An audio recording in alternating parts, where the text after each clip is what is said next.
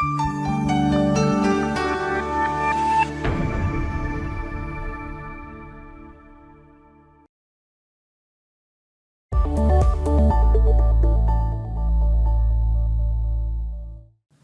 back to part two. I'm interviewing Scott Edwards here, and we're just talking about his wife and how she's very supportive of his trading. But let's actually elaborate a little bit more on that and talk about support network, such as your friends, you know, friends or family.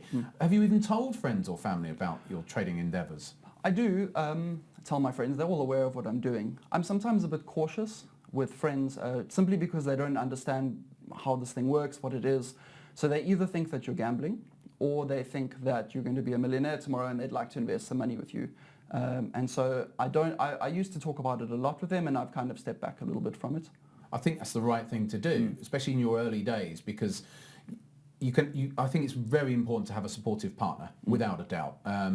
But for a lot of people, especially when you're 2.5 years into your trading, relatively soon into your trading, into your whole trading career,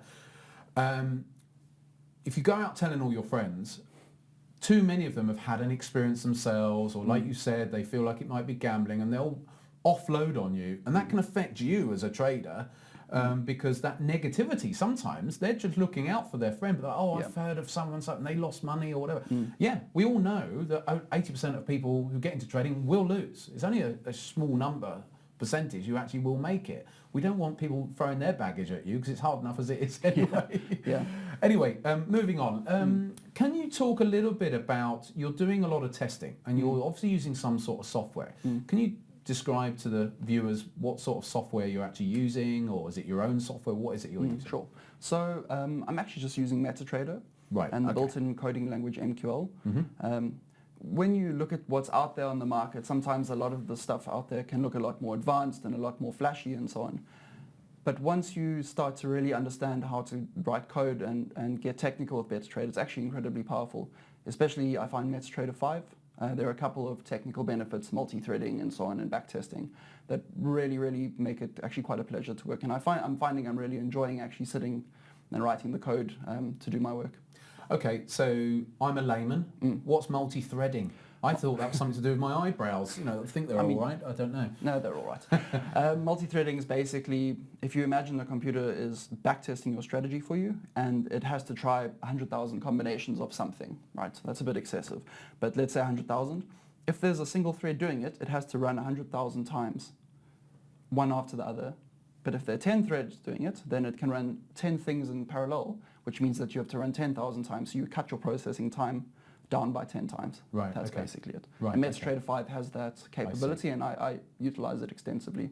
So where do you think, at the moment, you're just testing strategies, aren't you? So, okay, and you said to me earlier on that you're testing almost a strategy a day. Would that be right? That's right. Okay, and so how long is that going to continue for?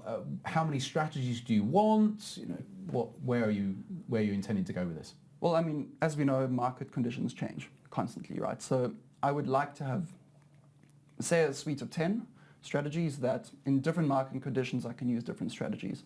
I have given myself until January to come up with something that I consider good enough to trade, and I'm getting close to something that I'm happy with. And once that happens, then I will actually start trading that strategy.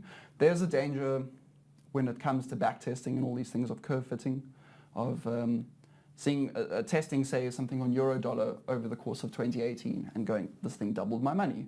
And then you run it forward and it loses all your money. Right? So you have to be quite robust and quite perceptive, I suppose, when you're backtesting strategies. You can't just see, oh, it worked on the backtest, I'm just going to use this. And once again, be a millionaire tomorrow. It doesn't work that way. Okay, so what sort of risk are you looking to use per trade? What sort of risk management are you using? So my risk management is percentage-based on my account balance. And right now, well, in my day trading work, I used a 0.25% risk of my account balance per trade. In the swing trading, I'd probably look more towards 0.5%. That's interesting, actually, because I'm similar, not necessarily on the percentages, but with my personal day trading, I've always risked less on my day trading than I do on a swing trade. Why do you do that? I find that on the swing trading, on the trend-based trading, on the swing timeframes, My setups tend to be a little bit more reliable sometimes, and they also come along less often, which means that if you want to make a decent return percentage-wise over the course of, say, a year, you need to put a little bit more risk on. It's possibly also easier to weather that risk over a longer period of time. So if there's a bit more and you might not panic as much as, say, you're day trading and you're putting on 1% per trade, if you lose, you see 1% of your account balance go like that. You know, that can be quite tough emotionally. So it's better to take small risks and treat things as percentages.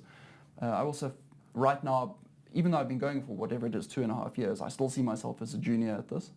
And so I'd rather take small risks and use those as learning experiences than take huge risks and try buy myself a Ferrari tomorrow. Yeah. Okay. And so from the perspective of where you're at right now, you've got a few months off and you're day trading as well as running all these tests on swing trades. So I'm assuming that in the next few months when you're back full-time work again, you won't be day trading anymore? No. So what's the point in doing it?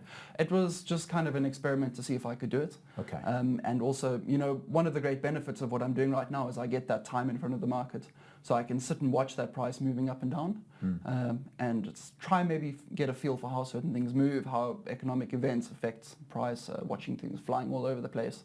Yeah, so it's, I don't want to say it was just for fun because it wasn't. It was a great learning experience, but it's not a realistic way to trade going forward for me. You're correct. Okay. And what would you say is your biggest challenge right now? You're 2.5 years in, so you've learnt a bit. What would you say is your biggest challenge at this stage now? And with knowing where you're at and where you want to be in the next 2 years, let's say. I would say, I mean, probably finding a very reliable strategy. And by that, I don't mean something purely mechanical that guaranteed makes money all the time, because if that existed, everyone would do it, of course. So when I say a strategy, it means a bunch of technical analysis to give me an idea of a position, but then a feel for the markets, sort of ability to look at a setup, look at a confluence of factors and say, yes, I feel like this is a high probability setup. What I'm looking for is the ability to do that, and that's only going to come with time and with putting trades on, losing money, making a bit of money. It's refreshing to hear what you're saying about having a longer term time horizon and not worrying about the money at the moment, because a lot of people do get into trading and they just want to be making the money quite quickly, whereas you're seeing it as a long-term project. And so it's not all about trying to make money right now, but it's about moving forwards over the next year or whatever. So as far as life and work balance is or life and trading balance is concerned, you're finding that swing trading is going to fit around your life a lot better. That's correct. Now you've mentioned 4-hour charts. Is there a reason why 4-hour charts and not any other time frame, or? Yes. So I tend to, in my swing trading setups that I'm looking at the moment, look at the weekly and the daily for overall trend. But I want to look for my setup on the 4-hour. So I'm very simply looking to join the trend on a pullback. So I'm looking for those pullbacks on the 4-hour charts. And the reason is I chose that particular set of time frames, weekly, daily, 4-hour, is I've got the flexibility in my work day when I get back to full-time work to say, I need 10 minutes to look at the chart at 12 o'clock and at 4 o'clock and so on. Yeah, I see. And so, okay, so where we're at right now, because we're nearly out, amazingly, out of time. Nearly. Not yet. More questions yet. What advice would you give to your former self who started out 2 years or so ago?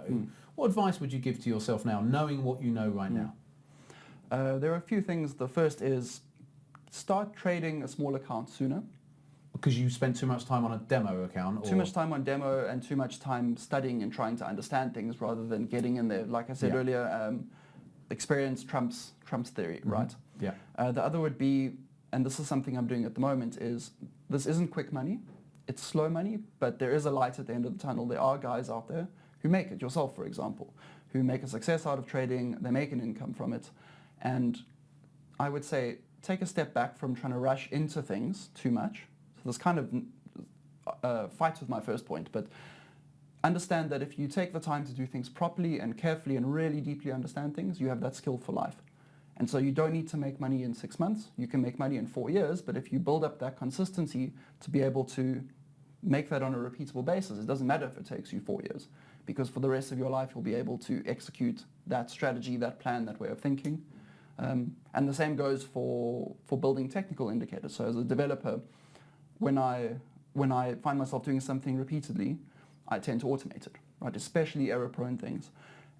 Take the time to build that really well. So you only have to build it once, and then it's done for life. Brilliant. Yeah, good sound advice to your former self, Yeah. but also sound advice for our viewers here today. Scott, thank you ever so much for coming on the programme. That's all for this week, folks. I'll be seeing you soon. Take care. Trade safely out there.